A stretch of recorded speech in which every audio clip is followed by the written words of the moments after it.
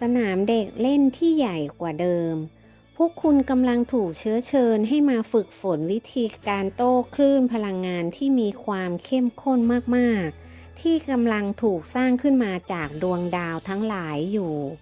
ทุกสิ่งทุกอย่างที่พวกคุณรับรู้สัมผัสว่ามันเป็นของแข็งและเป็นจริงเป็นจังนั้น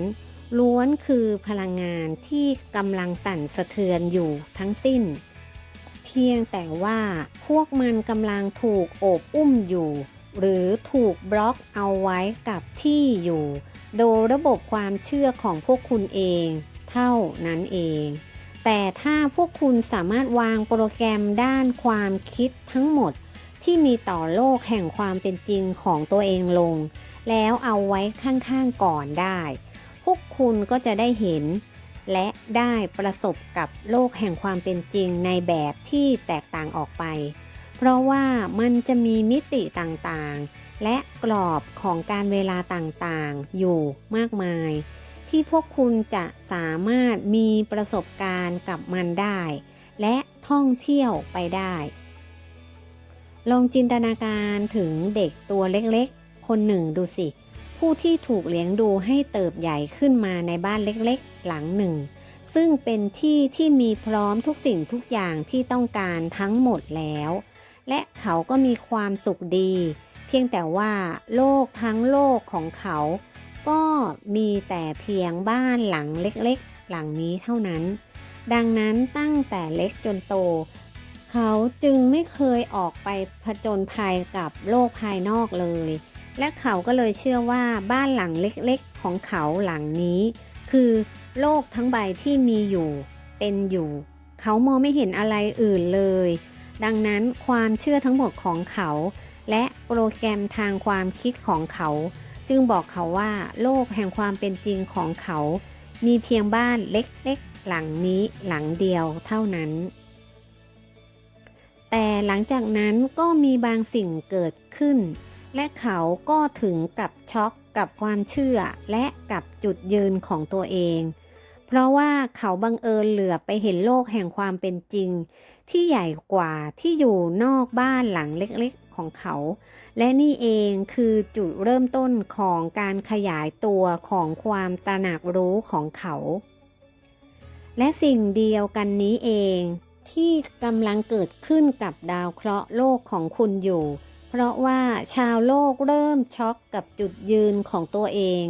ที่เกี่ยวกับว่าอะไรจริงหรือไม่จริงแล้วมันเป็นความรู้สึกที่น่ากลัว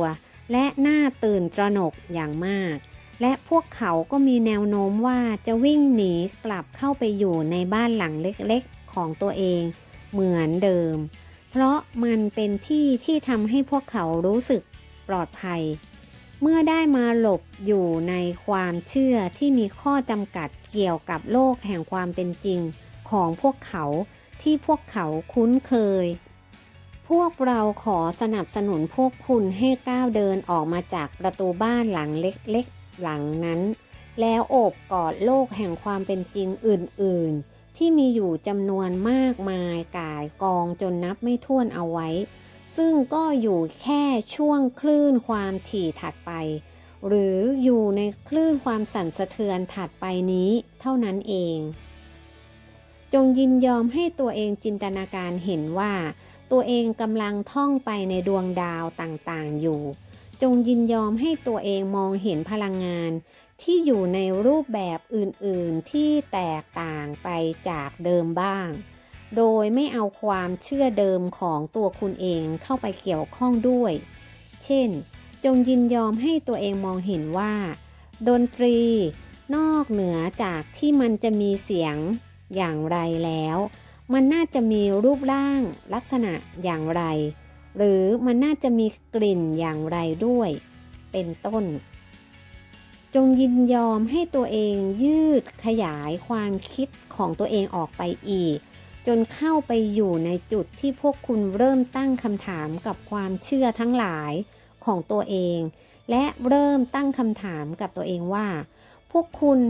รับรู้และเข้าใจชีวิตของตัวเองว่ามันเป็นอย่างไร พวกคุณผู้ที่ตื่นรู้สู่โลกแห่งความเป็นจริงอันหลากหลายจนเหลือขนานับแล้วกำลังได้รับความช่วยเหลืออยู่แล้วโลกแห่งความเป็นจริงคือสนามเด็กเล่นที่มีขนาดใหญ่โตมากกว่าและมีอิสระมากกว่านี้โลกแห่งความเป็นจริงกำลังขี่อยู่บนกระแสพลังงานที่กำลังหลั่งไหลอยู่ตลอดเวลาโลกแห่งความเป็นจริงกำลังอ่านลายเซ็นทางพลังงานของชั่วขณะนั้นๆอยู่ตลอดเวลาและโลกแห่งความเป็นจริงก็กำลังขยายตัวอยู่ตลอดเวลาอีกด้วยจงยกระดับความสั่นสะเทือนของตัวเองให้สูงขึ้นไปอีกระดับจนน่าพอใจและจงรู้ไว้ว่าความสมดุลเสียงหัวเราะความสุขความเบิกบานความรู้สึกซาบซึ้งใจคือบัตรผ่านประตูที่จะยินยอมให้พวกคุณสามารถท่องเที่ยวเข้าไปในโลกแห่งความเป็นจริงใหม่ๆที่ยอดเยี่ยมและน่าพิศวงเหล่านี้ได้พี่ฝนขอแสดงความคิดเห็นนะคะมันจะดีมากๆเลยนะคะถ้าเราสามารถย้อนวัยได้แต่ในเมื่อเราย้อนวัยไม่ได้แต่เราสามารถเข้าไปเล่นในสนามเด็กเล่นได้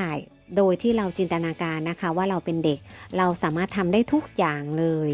รู้สึกดีใช่ไหมคะรู้สึกมีความสุขใช่ไหมนั่นแหละคือจินตนาการของเราและใครก็มาขโมยของเราไปไม่ได้แล้วก็จะดีกว่าไหมถ้าภาพในจินตนาการของเรามันเป็นจริงขึ้นมาในวันใดวันหนึ่งจงมีความสุขให้มากๆนับตั้งแต่วินาทีนี้เลยนะคะขอให้ได้ประโยชน์สูงสุดจากการฟังคลิปเสียงของพี่ฝนค่ะขอบคุณค่ะสวัสดีค่ะ